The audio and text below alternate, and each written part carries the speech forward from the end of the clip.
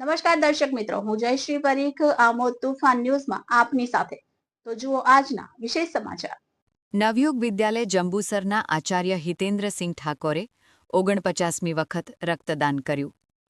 આજરોજ જંબુસરમાં આવેલ એચ.એસ. શાહ હાઈસ્કૂલમાં આદરણીય અને યશસ્વી આપણા લોકલાડીલા વડાપ્રધાન નરેન્દ્રભાઈ મોદી સાહેબના 75મા જન્મદિવસ નિમિત્તે ઉચ્ચતર માધ્યમિક વિભાગ, પ્રાથમિક વિભાગ, વહીવટી વિભાગ તથા તમામ સંવર્ગના કર્મચારીઓ દ્વારા મેઘા રક્તદાન કેમ્પનું આયોજન કરવામાં આવ્યું હતું, જેમાં ખૂબ મોટી સંખ્યામાં દાતાઓએ રક્તદાન કર્યું છે.